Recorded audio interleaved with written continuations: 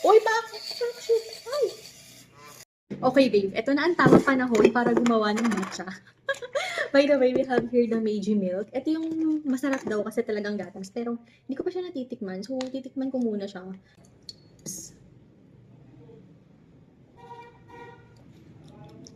Mm. Kakaiba nga siya sa mga gatas na iniinom ko. Asabi mo na mahilig sa gatas. Yes, masasabi kong kakaiba nga talaga siya. Of course, we have here the matcha. Wait lang, kinakabahan ako. Babe, gusto kong bumili ng panglis, yung mga spoon, yung mga spatula na kahoy. Pero, hindi ko kailangan eh. Hindi ko talaga kailangan. So, sabi ko, okay, hindi. Kabado. Sobra. Uy, ang hirap magtimbang. Ayan, 2.01. Hindi ko na siya babawasan. Ay, 2.05. Okay na nga yan. Hindi siya aesthetic, pero, babe, okay na yan. Naarte pa ba ako? And, okay. Babe, ML na pala. Wait lang. Paano malalaman yung ML? Babe, walang ML. Gagi, wait lang. Ang gulo, oh my God. Kaya ko to. Ay, ba't? Okay. So, 35 grams. Hot water. Pero hindi siya ganun ka-hot. 35.65. Ipa-frotter lang natin siya. Kasi, babe, hindi tayo magpapaka-aesthetic dito. Shit, lobat. Hindi, chinarge ko to. Babe, ayaw niya ma-open. Why? Uy, hindi ka lobat ha. Umayos. Ayun. Okay. Uy, bakit? Ay. Babe, tumatalsik. Ilang minutes? Ilang seconds? Dapat malakas daw kasi nena. Wait, magbibilang ako. 20 seconds daw yun. Nakikita ko. Wait lang. Wait. Tumalsik siya, babe. Buti na lang hindi ako naka-white. Babe, ayaw niya lumapot. Last na. Ayoko na talaga. Ayoko na. Look. Ayaw niya lumapot. Okay. Huwag ka ma-stress, Claire.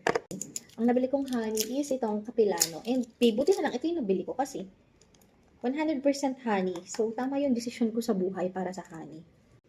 Ay, shit. 5.92. Hinalo ko na dito yung honey kasi pag mamaya, pag ginasamit ng baso, hindi na siya masyadong mahalo, di ba? Tama naman yung decision ko sa buhay, di ba? Ayoko na, babe. Ayoko na. Hindi na talaga siya lumalab.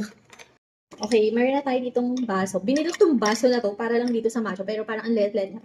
And nilagyan ko na din siya ng ice. Kaya ako dito din gumagawa ng matcha. Kasi wala akong yelo sa dorm. Wala akong ref. Wala akong freezer. We have here the Meiji milk. 180 to 200 ml.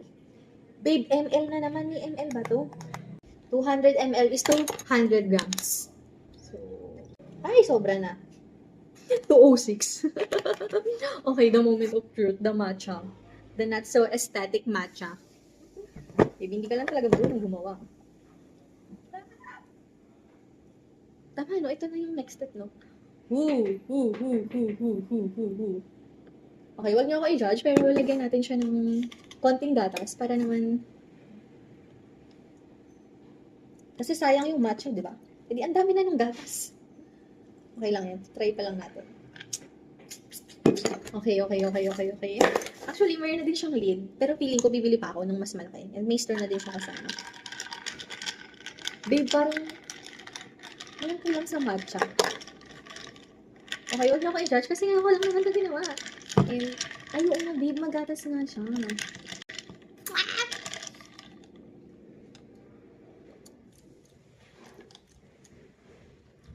Hindi ganito yung matcha na nabibili ko. Masarap siya. Pero kulang yung matcha. Mas naglalasa yung gatas. Well, wag niyo ako sasiyan kasi madami nga talaga yung gatas na nailagay ko. Kitang-kita niyo naman, di ba? Napaka-light. So, mag-a-adjust ako next time ng matcha. Babe, matabang sa matcha. Pero sa sugar, sa honey, okay na siya. Hindi siya matamis. Okay. Makukuha din natin ang tamang timpla. Makukuha din natin.